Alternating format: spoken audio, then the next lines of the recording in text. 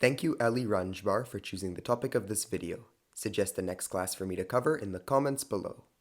Do you want to know more about a class? If yes, then you clicked on the right video. This is Class Overviews, a series where I go over one of the 10 Hearthstone classes, their playstyle, hero power, decks, staple legendaries, and if they are an overall good class to craft cards for in relation to the wild format specifically. I hope you can all get something out of this video, whether you are a new or returning player. Now, let's begin with the secret cheating, board clearing, sorcerer herself, Mage. I want to get this out of the way before we begin. Mage is a really annoying class. While Priest is usually in the hate spotlight, Mage never gets brought up much in the conversation. A reason for that might just be that she has a very fair hero power.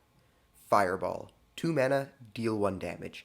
This has to be the most balanced hero power in the game.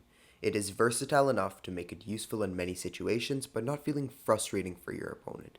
You will mostly be using this hero power defensively though. Being able to kill off any 1 health minion without the risk of face tanking the damage is incredibly helpful and can just help you set up lots of value trades otherwise. You can also burn face a bit with the 1 damage if you want. It can add up over the course of a game, and with the many hero power synergy cards Mage has access to, you can take full advantage of the fact that you have a ping that can target any character. Now, what is Mage's playstyle? Well, a lot like Warlock, you have a wide variety of playstyles available to you, but there's a larger focus on control and combos specifically. There's only one real aggressive deck in the meta right now. Let's just look at the current selection of competitive Mage decks, in no particular order. Starting with Secret Mage. You play really aggressive. You have many aggressively statted minions that either let you push damage towards your opponent's face or cheat out secrets. You then just lock your opponent out with secrets like Counterspell, Explosive Runes. You can use Sage and Rigged Fair Game for card draw as well. Next, APM Mage. You just go absolutely insane with spells. You can have lethal on turn 5 depending on how good your luck is thanks to the mana cheat with Sorcerer's Apprentice and Mana Biscuit. You also have lots of draw thanks to Refreshing Springwater, and your main source of chip damage comes from Flame Waker. Lastly, Reno Mage.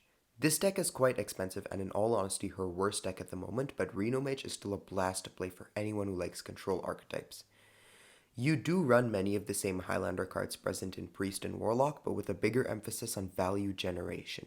You have cards like Calighost and Barista that let you just have loads of late game value and allow you to win those really grindy games.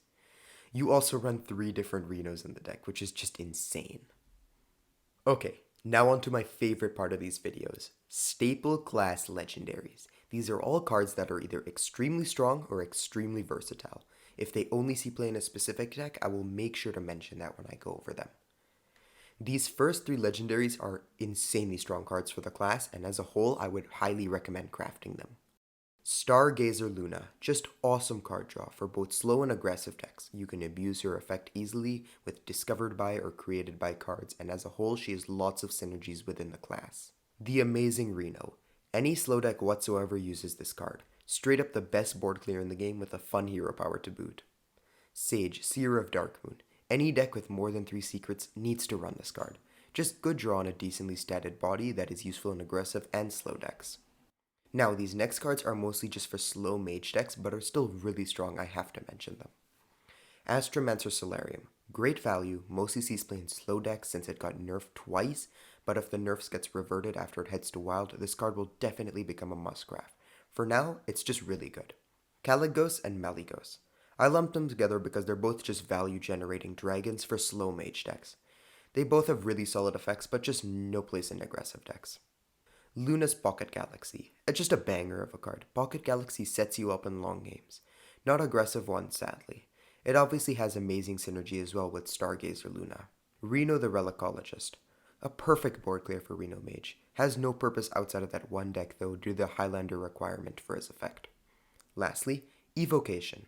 A lot weaker after the increase in mana cost, but Evocation is still a great card in a pinch. It can help you find that board clear or ice block when needed, and you can just refill a lackluster hand in aggressive decks. Just a great flexible card. At the end of the day, I gotta be honest, Mage is a great class. It has loads of fun decks to play, great cards, supports a fair few playstyles, and does perform quite well on ladder. As much as I personally hate the class, I will have to put personal feelings aside for this series and give Mage a glowing recommendation. If any decks I mentioned earlier interest you, go ahead and craft it. You will not regret your decision. That's all.